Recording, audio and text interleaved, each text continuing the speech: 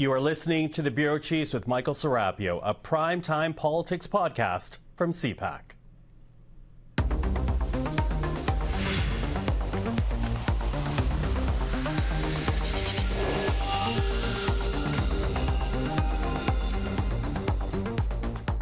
Hello everyone, I'm Michael Serapio. The U.S. Ambassador to Canada, Pete Hoekstra, grabbed some headlines this week, called out for an outburst that took place at a gala dinner Monday night here in Ottawa. The venue was the National Gallery of Canada, with the ambassador seen and heard yelling at Ontario's trade representative for those anti-tariff ads sponsored by that province's government. Now, the tirade reportedly came complete with profanity, and all of it happening at a dinner that was supposed to be a celebration of Canada-U.S. business relations. With that, let's bring in the Bureau Chiefs. Robert Fife is the Ottawa Bureau Chief for the Globe and Mail, Tonda MacCharles, the Ottawa Bureau Chief for the Toronto Star, and Joël-Denis Bellavance, the Ottawa Bureau Chief for La Presse. Hello to all three of you. Hi. Hello, Michael. So, you know, it has been suggested that Global Affairs essentially issue a démarche to the ambassador calling out inappropriate behavior. Is there justification for that, Bob, as you were the first one to report on this story? Well, I think there is justification for doing it, but I don't think the government is going to do that with them. You know, this guy is a bull in a china shop, and he has had a reputation when he was in the Netherlands for a similar kind of behavior. And so, but it is, I mean, it's quite surprising that in a public setting that the ambassador would run into David Paterson, who was the Ontario representative, and then, you know, yell at him in all kinds of profanity about the fact that, you know, Canada, you screwed over these negotiations. We were doing very well, and now you've screwed it with this ad, and F this and F that. It really it sends a terrible, you know, he treats us like we're a colony and that we should just do whatever we're told. And, you know, contrast him with Kelly Craft, who was also, she was the U.S. ambassador during Trump's first term. She's also a big, strong supporter of Trump. But she handled herself with dignity, quiet diplomacy. Canadian officials and ministers who dealt with her said she was enormously helpful in getting the NAFTA negotiations concluded, even though, you know, she was representing American interests, but she was also tried to really help solve some of the issues that ended up benefiting Canada as well.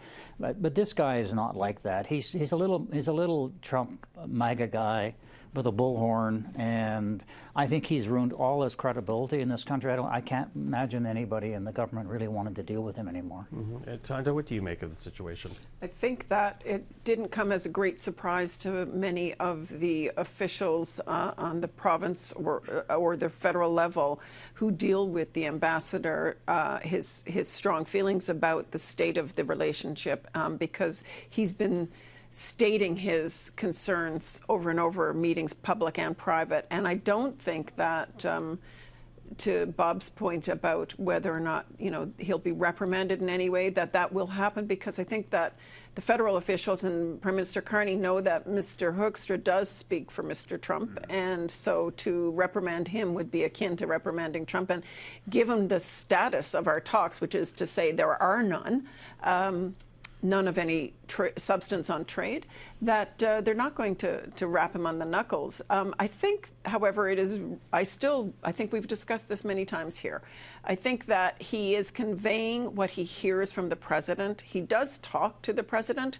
To what extent the Canadians think he has the president's ear, that's debatable. But I think that he does talk to the president, and he talked to him after Trump killed talks and before Carney and Trump met in APEC, and he was conveying the exact message he was hearing from the president. He's on broadcast. He is not on receive, the ambassador. He's not receiving necessarily Canada's concerns, but he's telling us loud and clear what Trump thinks. And Trump, today's Friday, Trump said again today that he is not resuming talks. And he said, even though I like Carney, he apologized to me over this ad, but he seemed to suggest that the Prime Minister has apologized that the ad is a false commercial. And I find that hard to believe, and the Prime Minister's office hasn't clarified it yet. But look, they know Hoekstra is voicing what Trump has voiced. Mm-hmm. And I guess the fear of many is that, you know, in being as frank as he has been, and I think that's a nice way to describe it.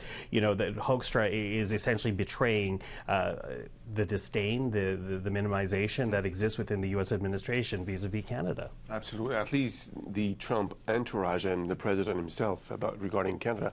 For Mr. Hoekstra, this is the third time that, you know, he makes news for the wrong reasons, lecturing Canadians about the fact that we're not buying U.S. alcohol or taking out the U.S. alcohol from stores in Canada, or we don't cherish enough the U.S.-Canada relationship. Well, there's a reason for that, because we've been hit by tariffs and Mr. Trump is threatening to annex Canada. So that's why he feels that he's not getting the kind of welcome that he should get from us. Well, it's cold shoulder, obviously, but this is, like I said, the third time. Usually that would be enough for a reprimand, but what I'm told from GAC, Blue Global Affairs, they will not call him and try to serve him a notice that what his behavior is not acceptable, because, as Tonda mentioned, if we do attack him or reprimand him, it will be seen as a direct attack on Mr. Trump. So they don't want to, you know, take that relationship to another bad level, as it is already very much difficult. Hard to imagine it can get much worse. Yeah, which I'll pick up on a bit. But, you know, I want to play... I guess it can. Well, let's hope it does not. Can. Yeah, it can. But listen, I do want to play a little bit of what we heard from Donald Trump, because you mentioned him saying that Mark Carney apologized for that anti-tariff ad. He said so in a comment made while he was on Air Force One. Take a listen right now to the U.S. president. I have a very good relationship. I like him a lot. But you know what they did was wrong. He was very nice. He apologized for what they did with the commercial, because it was a false commercial. You know, it was the exact opposite. Ronald Reagan loved tariffs, and they tried to make it look the other way. And he did apologize, and I appreciated it. Now, I'm sure everyone here has reached out to the PMO to get a clarification as to whether or not that apology actually took place. But what we can say about it is that is the comment from Donald Trump 1 week after he said it was going to be a long time before he ever spoke to Mark Carney again. But now he says, oh, he's a good guy. He apologized. To me, it underlines just how difficult a moment this is for Canada, because the target keeps changing when it comes to our discussions with the United States. The parameters around that discussion keep changing, Bob. Well, look, I mean, the problem you have is you have a mercurial president. You don't know what he's going to do next. They were making good progress in the talks with the Americans and were exchanging paper. And I was told that if talks had continued, there was a chance that when they met in APAC, if they had met in APAC, that they could have signed off on some of these issues. But that's not happening now, and we don't know when the talks will resume. They could resume tomorrow if he changes his mind. That's the problem you have with this guy. The Prime Minister, I think, is handling himself very well in dealing with the toddler-in-chief. He's saying, you know, well, when they're ready to talk, we'll resume talking with them. In the meanwhile, the clock is ticking down to a very important U.S. Supreme Court decision, which may invalidate the tariffs that the president has put in, because they don't have congressional authority. I'd be surprised if the court ruled in Trump's favor, but when it comes to the United States these days, and it's anybody's guess. Are you going to copyright toddler-in-chief? Just want to know. That's the first time I heard that. Todd, comment on that, because, you know, you talk about how bad the relationship has gotten. And it is very hard to follow this conversation, because last Friday, it's all over. It's not going to happen. But then again, 7 days later, he's a good guy. So it's hard to follow the bouncing ball on this one. I mean, if the question is, are talks going to resume? At some point, perhaps they will. There are many people who are arguing that time is on Canada's side, because inflation is ticking up in the U.S. and the price increases as a result of tariffs are starting to flow through the U.S. economy. And that pain can no longer be eaten by the companies, for example, the steel, aluminum, and car companies. So perhaps time is on our side. I think that the affected sectors, especially sawmills in BC and Quebec and New Brunswick, especially the auto workers who are laid off right now, don't feel time's on their side very much. But there is certainly an argument to be made that even if Trump isn't ready to resume talks and has put Canada to the back of the lineup, that perhaps Canada only gains because then they have more leverage in whenever those discussions resume. Can I say that I'm very skeptical that Mark Carney actually apologized for the ad to the president? That's his version of events, and you know, Mr. Trump's version of events usually does not square with reality. And we've seen that many times in the past. So, and why is the Prime Minister's office leaving this version of events out there to hang for 12 hours? I don't understand that. Because at the time of this taping, we're expecting Mark Carney to give a news conference at 2 a.m. early Saturday morning at this point. Yes. So. Can I pick up on what Tonda was talking about in terms of the rules of economics kicking in? And we are hurting right now, but time may actually go in our favor. 80% of aluminum, Canadian aluminum, is sold in the United States, 2.7 million tons. Yep. And they need that aluminum. They can't make it. They can't produce that aluminum, and it would take. They just don't have the electricity to do it. They just don't. It would take a decade or so to build it. They can't do it. In terms of steel, 6 million tons of steel is exported annually to the United States, and we buy 3.5 tons from the Americans. They don't have the capacity right now to fill that with their own domestic firms. The lumber, in the softwood lumber, we provide 25% of the lumber to the United States. The U.S. Home Builders Association says that prices could go up 15% because they don't have it would require them to have 70 new lumber mills to be able to make up that 25%, and they don't have the lumber to begin with. So all of this stuff at some point begins to bite at the American economy. If I may add on that point, La Presse had an interview with the CEO of Rio Tinto that was published Friday. Very fascinating. The CEO said, we haven't changed anything, and it's pretty much business as usual. Why? We diverted some of our exportations to Europe. And secondly, as Bob mentioned, the U.S. has no capacity to produce what we have exported. So as a result, we ship them and they pay the tariffs on their side. So for us, we're making as much money as we used to. It's the U.S. that is paying the cost of this. So it's going to filter to... That's a recent thing, right? Yeah. But it's starting to shift. Starting to being felt in the economy. And, you know, starting to shift because it's not even been a year. You know, truthfully, it's not even been a year. So the pain points for the United States, it's immediate to us because it affects the tariffs applied to us affects immediately what we export. But it is making its way through the United States now. Bearing in mind, we're talking about what, 8 months since the swearing in. So 8 or 9 months since swearing in. And I'm told the critical next semester will be very much quarters, the 2 next quarters. The 2 next quarters will probably hit harder than it has been so far in the United States. I mean. Okay, so we'll look at those trade numbers, but I want to bring up some other numbers right now because yes, it's having an impact on the Canada-U.S. economy. It's also having an impact on Canada-U.S. relations, in particular how Canadians feel about Americans right now. Last week, Angus Reid put out a report last week that said 46% of Canadians think we now need to see the United States as a threat. And then this week, yesterday, Tonda, your paper shared an Environic study that found only 36% of Canadians now view the United States as a friend. And I talked about that with Republican strategist Steve Schmidt. Now, he played a key role in the campaigns of George W. Bush, Arnold Schwarzenegger, and John McCain. I asked him for his reaction to the changing attitudes here in Canada vis-a-vis Americans. Take a listen to what he had to say. I think the United States has become a profound threat to Canada in the administration of Donald Trump. You have an American president that degrades the United States' most important ally, insults its prime minister, insults the premiers of its provinces, talks about territorial expansion. Okay, again, that's Steve Schmidt. And so you have a Republican strategist agreeing, you know, the U.S. is a threat to our country now. You mentioned Kelly Craft. I wasn't here in the first Donald Trump term.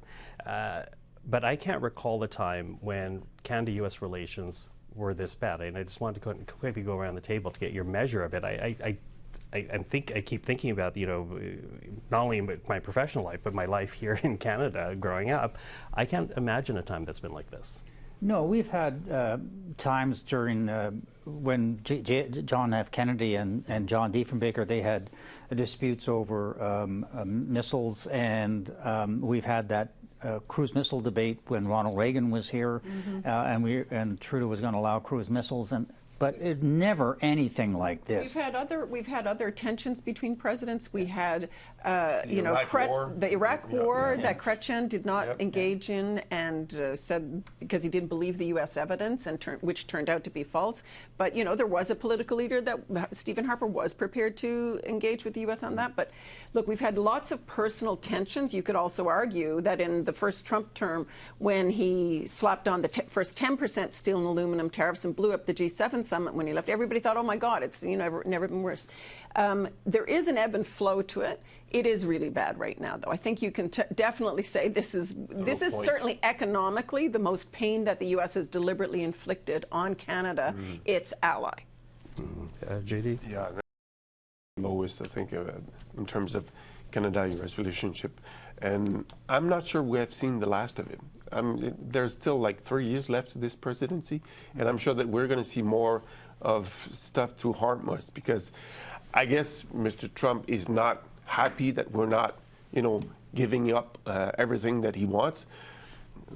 He's trying to destroy the Canadian economy. That's what he's trying to do. Yeah. Wait till the NAFTA talks start. The NAFTA talks, there I go again, calling it NAFTA, but the Canada-U.S.-Mexico agreement talks start next year. We don't know what we can see based on what we're looking at right now. If Mr. Trump loses his case in front of the Supreme Court on tariffs, my goodness, I think we're going to see a very hot-tempered president again, swinging at everything. But the problem with this too is even if the issues around trade were quote unquote resolved on paper, there's been such uncertainty created for investors. It just drives investment away from this country. But it also drives investment away from the United States, because they can't make predictable investments either. Not when they're paying all this money in tariffs. I mean, the American consumers and American businesses are the ones that are paying the tariffs, not us. Maybe they hope to bring in so much foreign investment to people who are basically paying to get access to the market. But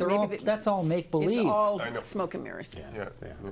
Okay, listen, quickly running out of time, but I want a quick go around on this because, of course, Mark Carney had the face-to-face with Donald Trump because of the APEC summit that was taking place in South Korea. At the same summit, Mark Carney did sit down early this morning with Xi Jinping of China. It says he will accept an invitation to go to China as Canada looks to diversify its trade. A quick go-around. Without a doubt, China presents a huge potential for Canadian industry, Canadian business, but also huge pitfalls. What are you watching out for there? Look, I think it's really an important thing that our leaders can meet with China's top leader. It's our second largest trading partner. There's opportunities for us to grow our trade more with them. We do have to be able to. It's an authoritarian regime. It uses economic power to punish Canada. It's been interfering, as we well know, in Canadian elections. It interferes in the Chinese-Canadian community. It's a serious issue, this foreign interference. But we have to deal with China. And Mr. Carney is a grown-up. And he understands, I think he understands the pitfalls that you talk about. But at the end of the day, we need to work with them. We need to have a better relationship, and we need to be able to, when we have differences, to at least be able to talk, because we have not been talking for 7 years. Tonda? I think that there is no ideal world in which Canada can magically change China into a democratic nation. It's not the real world, though, and I think what I hear the Prime Minister embracing is a pragmatic approach and an eyes wide open approach. I find it a bit kind of odd that he keeps emphasizing this is the first time in 8 years anyone's met with China. Yeah, there was good reason for that. China imprisoned 2 Canadians, to all of the points you guys were just mentioning. But I think the pragmatic outreach that Mr. Carney's made has potential to bring some dividends to the Canadian economy. We have big issues with them, and they are our second largest market. So to that, I think that's great. I think it's also very telling that out of the meeting with President Xi and Carney, there was no immediate go forward. Here's our path. Here's our agreement. This is what we're going to do. We're going, at one point, the Liberal government early in the very, very early days was talking about extradition treaties and free trade with China. We're nowhere near that. And I think this is a reset, but it's a gradual reset, and I think that's wise. It's a cautious step, I think, in the right direction, try to reset the relationship with China. And I wouldn't be surprised if Mr. Carney goes to China. He's been invited. He will be going there. I wouldn't be surprised if he leads sort of a Team Canada economic mission in China, just to show that we're interested in doing business, respect China as a country, as a superpower, because it is a superpower, and also try to do business that would, provide benefits to Canadian economy. And I wouldn't be surprised either if Mr. Carney has also add to that trip to China, India, because it's he's been invited. He's been invited. So the Team Canada, though, back to the future, eh? Like remember Jean Chrétien leading the Team Canada, running up the Great Wall, full of CEOs and signing deals, and although maybe we'll see that. There is another potential pitfall in the United States, though, because we don't really know how Donald Trump would react if things actually progressed with the China deal and Canada. And to your point, not comprehensive, but any type of deal, you never know how it's going to be. If Canada lifts its tariffs on electric vehicles in the hopes of lifting China's punishing tariffs on us on our canola, seafood, and pork products, how would Donald Trump see that? Would he see that as opening the back door in Canada to Chinese electric vehicles swamping the market? Guess what he did when he thought that was happening with Mexico? He slammed the door on Mexico. So this is a really delicate diplomatic dance Carney has to lead. There are some risks associated to that, a rapprochement with China, but as far as I know, we're a sovereign country. We can dictate our own foreign relationship, and I think it should be our own interest that decide what kind of relationship we'll have to China, notwithstanding what Donald Trump thinks. Yeah, but electrified Chinese vehicles, they're heavily subsidized. I mean, they're very good cars, but they're heavily subsidized. We do have an auto industry in this country. To say, we can't have them bring in subsidized cars that are going to hurt our own auto industry. Yeah. Well, without a doubt, as everyone's noted, complex discussions ahead when it comes to China. Watching it very closely. Listen, let's switch over now because we're going to go around the table and get your yays and your nays. Blue Jays. Okay, is that a yay or nay? Oh my goodness. They've united the country. Okay. In the face of Donald Trump and the face of the Los Angeles Dodgers, which has the huge payroll and some of the best players in the world, and we're beating them. I mean, yay, Trey Savage. Yeah, right? I was going to say. Okay, so just a yay, no nay for today. A nay. My nay is Premier Daniel Smith from Alberta bringing in the notwithstanding clause to end the teacher strike. They could have done it in other ways. They could have done it with back-to-work legislation. Using a notwithstanding clause should only be used when there is a real dispute between the legislatures and the courts, in my opinion. Okay, but go Jays. Go Jays. Okay. I mean, who's going to disagree with that, right? Exactly. Go Trey Savage. I also want to give a yay, I think, to Premier Doug Ford, because even though there's been a ton of debate over the wisdom of that ad and the effectiveness of it, I do like the idea that he's continuing his campaign to persuade Americans. Today, launching opinion pieces in major American newspapers that are read by policymakers in D.C. And I think, good. He's not letting up on the pressure because he's probably thinking he's going to somehow persuade somebody, but let's see.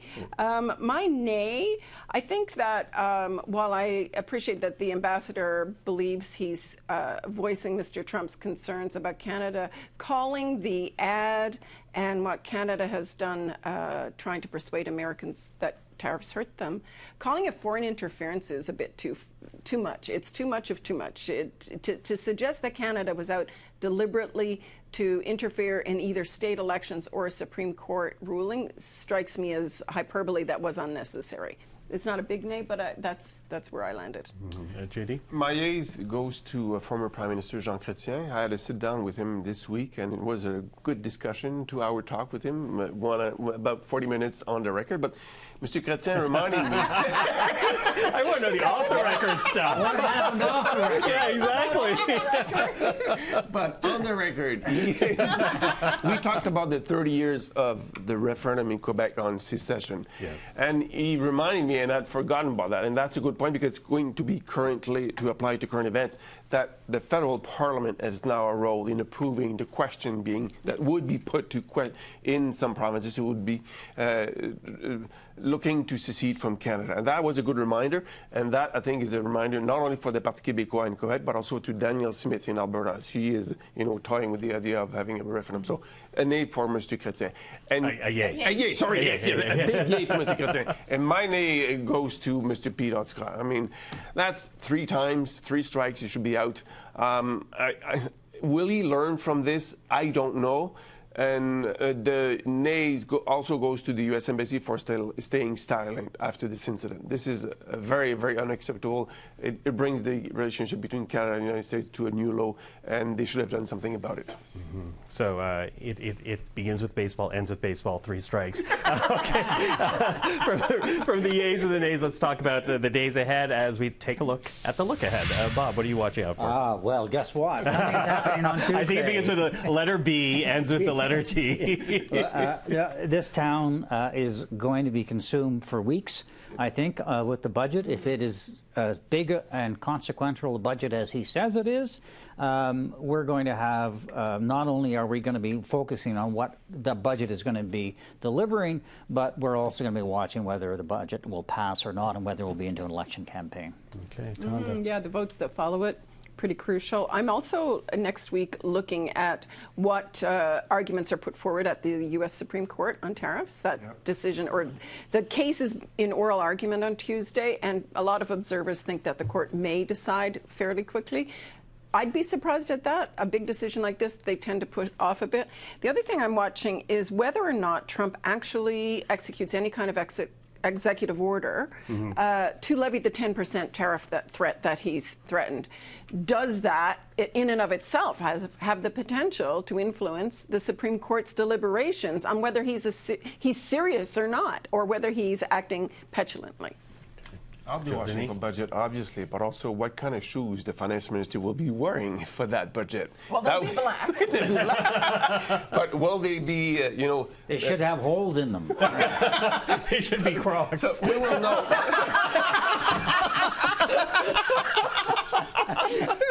But we will know. I don't think Champagne owns a pair of Crocs, do you? We will know on Monday because he's going to be in his riding, and apparently I'm told that he's going to a shop where you can construct your own shoes. So he might be laboring and building his own shoes for the big day that he will have on Tuesday. Baby Bill. There you go. On that note, always a pleasure to the 3 of you. Bob, Tonda, Joël-Denis, thank you for this. Thank you. And you have been listening to the Bureau Chiefs with Michael Serapio, a primetime politics podcast from CPAC.